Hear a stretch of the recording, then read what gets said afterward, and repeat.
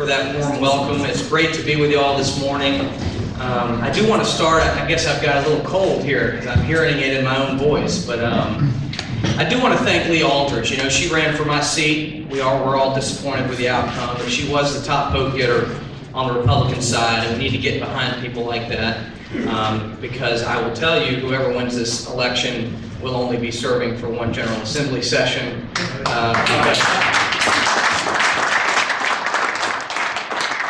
That seat will be won again in November of 18. So it will. Thank you. I also want to thank Pat for his excellent prayer and his reminder of what's at stake in our country and for what people have sacrificed to give us the freedoms that we have. And I will say, that's what encourages me in this process. Because as Barry said, and he's doing such a great job for us fighting in the swamp, but let me tell you something. We are in perilous times in our country, and it isn't coming from North Korea and Islamic terrorism. It's coming from right here at home. But I will tell you this. I get peace and comfort when I think of the founding people, the founding principles, the founding fathers, because of what they sacrificed, both themselves and their families, to give us what we have in this country. And there's a common thread throughout all of our history. When you look at the American warfighter, whether it was the Revolutionary War or Civil War, World War I, World War II, and of course Vietnam, and even today, that the American warfighter goes and fights for our values and principles, and then they come home, they use those life-changing and real experience to bring unity and peace and prosperity to our country back home. And I will tell you, I'm very proud to be a part of that legacy. You know, I remember like it was yesterday, it was July 1st, 1996. As you go back in your mind, you're probably thinking of the Atlanta Olympics. But I was on the plane at West Point. I'd given my mom a hug. I got a very tight haircut, got a new uniform, and was put into formation and marched out onto the Washington Plain. And I was there with 1,000 other new cadets, and I raised my right hand and I swore to support and defend the Constitution against all enemies, foreign and domestic. I can tell you that all 1,000 of us, and my buddy Kevin Wright's also a West Pointer, so he knows what I'm talking about. All 1,000 of us had no idea that only 5 years later we would be leading America's sons and daughters in the fight against Islamic terrorism. And subsequently I got to go down to, airborne school and ranger school, and I ended up leading 5 different teams on 3 combat tours in Iraq and Afghanistan during my term of service.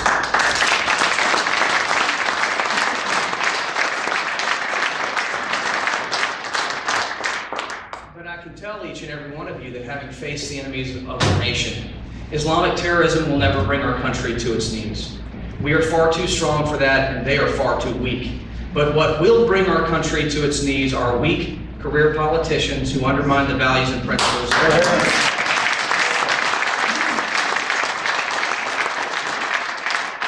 can tell you, the oath that a soldier takes is very similar to the oath that a politician takes. I do solemnly swear that I will support and defend the Constitution against all enemies, foreign and domestic, that I will bear true faith and allegiance to the same. The difference is the American warfighter is willing to risk their life to uphold their oath, and the career politician is not even willing to risk their re-election to uphold theirs. So you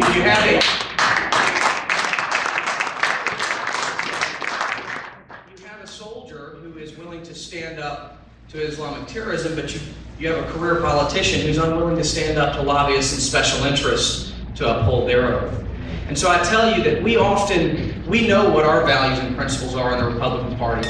We know what we believe in, but we also get tired when there's rhinos, right? When there's people who campaign on our platform and then jettison their values when pushed. And I will tell you this, that we don't have a party problem per se in our country. We know the Democrats are off the reservation to the left, but if we don't have a party problem, we have a career politician problem in our country.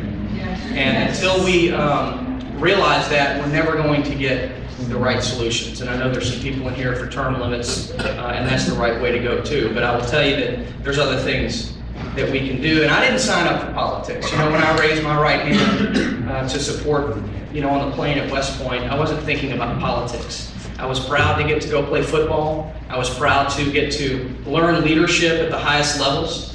And I was proud to get to serve my country ultimately. But I will tell you, I learned through the term of my service that the war for the future of America, or the fight for the future of America rather, is not in Iraq and Afghanistan. It is in the halls of Congress, and it is in every state house across this land. And that is why I'm running to be your next governor.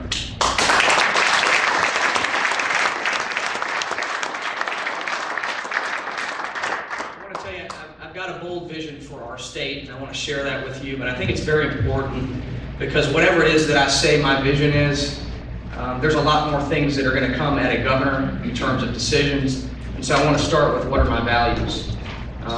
And you know, there's really two pillars that undergird every decision that I'll make as your governor. It's number one, it's my faith, and number two, it's my belief in our founding principles and documents. I gave my life to the Lord in 8th grade. I can tell you that the power of prayer is real. During my term of service overseas, that certainly brought me closer to the Lord. In my third tour, we always had a prayer. It was voluntary because it was in our American Army.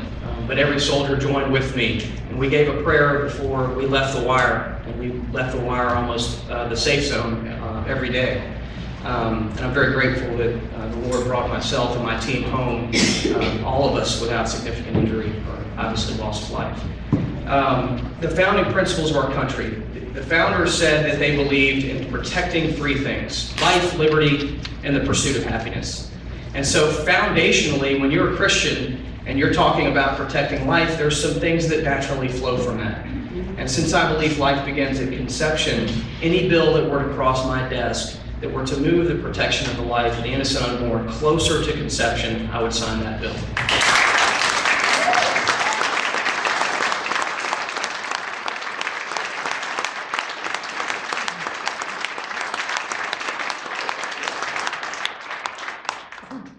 On another issue of life, how about the Second Amendment? That is a God-given right to protect yourself and your family. And that's what our founders intended it to be. And you know, I've been in harm's way. I've felt that the threat to my own life, and I had not only a 9mm on my side, but an M4 in my hand. And every American should never have that right to protect themselves and their family and friends, and I will be your greatest defender of that right.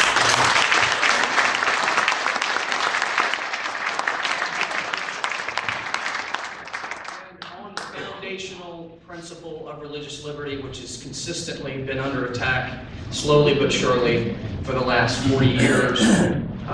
It is foundational.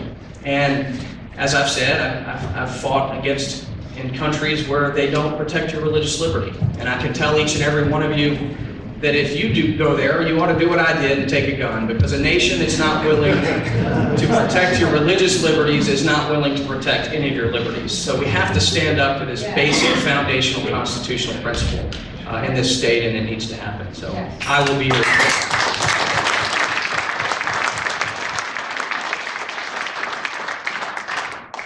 But on a positive note too as well, how proud of you are you? Wow. How proud of all of you are you of our president?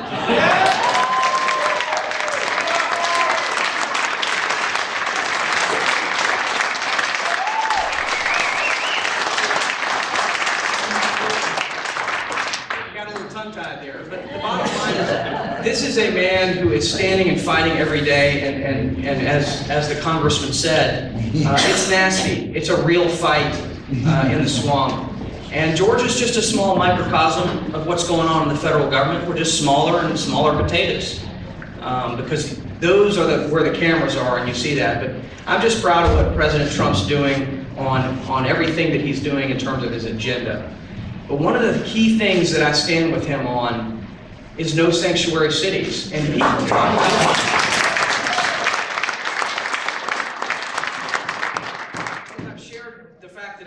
sanctuary cities across the state. Some people say, well, it's already illegal in our country, in our state, to have one. And I say, I know, and that's why we need to stand up, because other cities and counties are undermining that, and I will stand firm. If a city or county were to deem itself a sanctuary city, they wouldn't receive a nickel of funding from my administration.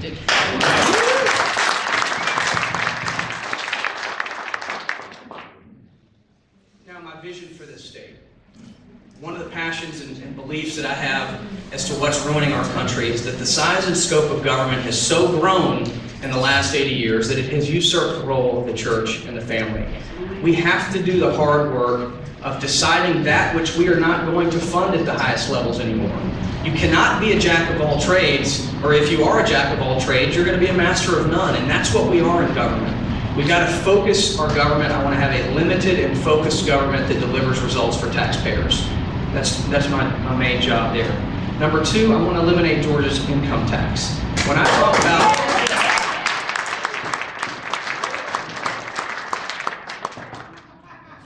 we've got to continue to allow our economy to grow. In the Southeast, we are competing for jobs, opportunity, investment in our state with other Southeastern states. We have one of the highest income tax states in the country, certainly in the Southeast. And we're competing against two border states that have zero income tax. We've got to get it done to move our state forward and to help our families keep more of their hard-earned money. So we're going to get that done. Number three, it's about education. When you talk about the pursuit of happiness and the state constitution, we say we're going to provide an adequate education to every child in this state. But we're not getting it done because we're proposing government-centric solutions to the problems that we face. We need to infuse the free market principle of competition in K-12 education. We need to empower families with the resources that are theirs anyway to choose where they would like to send their child. And that positive economic disruption will occur and be very positive for our traditional public schools and all of our families, because all boats rise when there's that free market principle of competition.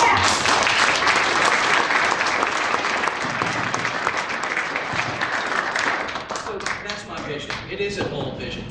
In fact, I've had a debate with a couple of my opponents, and one of them said about my vision, that's a very difficult thing to do. To which I say, of course it is.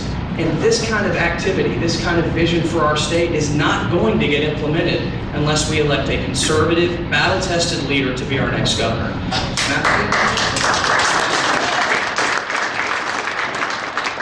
Career politicians fail. Okay, they've had their chance to lead, they've been in public office for over 30 years, and they've failed to get it done.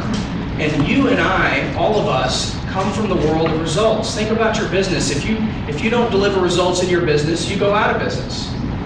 If in the military, when I was leading soldiers, if I didn't deliver results for my soldiers, men's lives would have been at risk. No matter what you're doing in life, you're tethered and required to deliver results, or there are consequences. Only in the issue of re-elections for career politicians do results not matter. And I can tell you why, but I want to answer y'all's questions and get to the end. But the bottom line is, we can talk about why this is, but it's killing our country because you don't have to deliver results to get reelected. I come from the world of results, you come from the world of results, and I will deliver results for you, the taxpayers of Georgia. Finally, I just want to say this, and Sam hit on it, and I really appreciate him and his support. There's no stronger man of integrity and as a representative of our values in the General Assembly than Sam.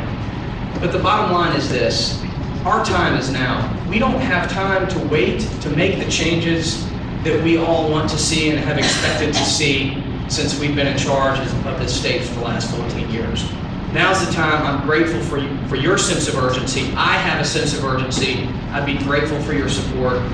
Thank you for having me. Merry Christmas. And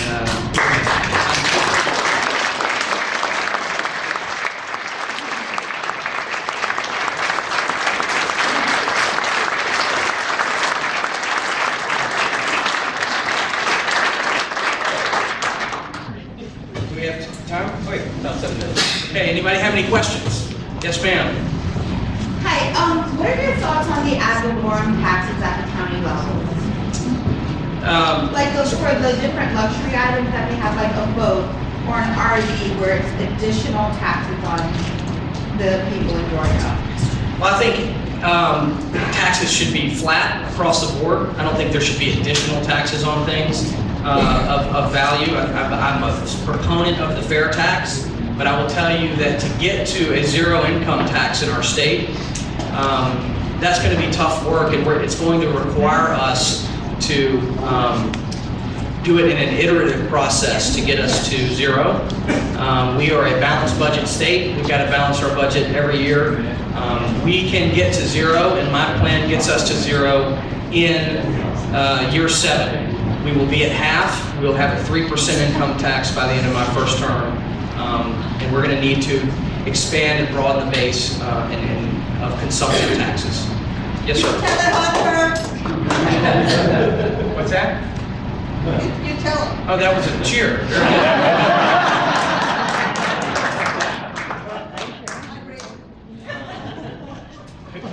Yes, sir. Constitutional carry, yes or no? Yes. The brochure talks about infrastructure. Say something about that. Yes, thank you. When I talk about a limited and focused government that delivers results for taxpayers, our government should focus on 3 things when it relates to the funding process: public safety, transportation, and education. All the other things we spend money on ought to be placed second fiddle to those priorities. For the last 40 years, our General Assembly our state really, has underfunded transportation infrastructure in our state. And so what I want to do is double our investment in transportation in my first term without raising taxes. One of the things that's very frustrating to me as a senator is when the business community comes, business community is driven by pragmatism. They say it's your job to deliver roads, and by the way, I agree with them.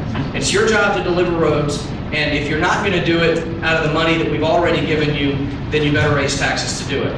And so that's what the leaders of our state said, is we'll raise taxes to do it, and I disagree with that. I voted against that bill because I believe that we should prioritize this foundational aspect of government without raising taxes from the money that we already have, and that means we're going to have to make some tough cuts. But we've allowed transportation when the budget was 15% in the 1970s when the state of Georgia and Atlanta was booming, and it's now dwindled down to 5% of the budget.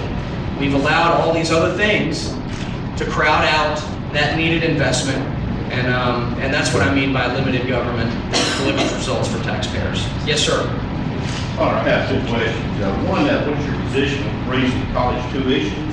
Because college tuitions continue to skyrocket for people.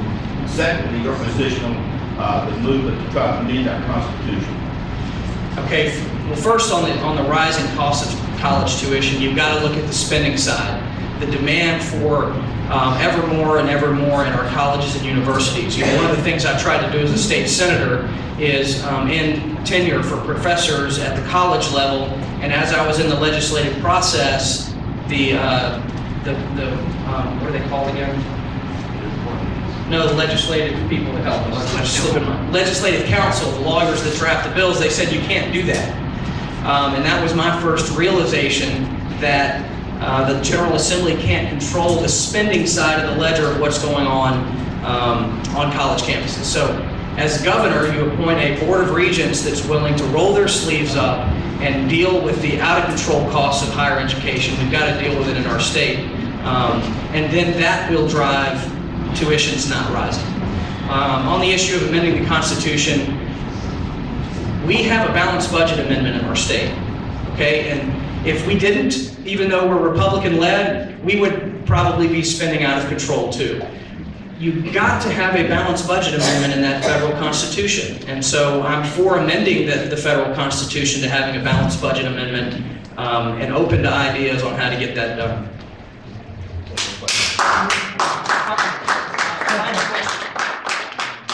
Yes, ma'am. Film industry tax credit, where do you fall on that? Well, it comes into the whole tax reform issue. We can't be a state that continues to just go pick winners and losers in the tax code. Yeah. Everything's going to be on the table in terms of making sure that everybody's taxes are fair and flat and pro-business. You know, we don't need to be going and picking winners and losers. That's what we're talking about as it relates to Amazon. Bottom line is this: the government does not have purview over every single thing that can occur in a market. Right? So you create a fair and flat tax system, which is why I want to eliminate the Georgia state income tax. You reduce regulations, and you allow the people of Georgia to compete with their innovation and their intellect out in the marketplace, and all boats rise. Yes. Thank you all so much.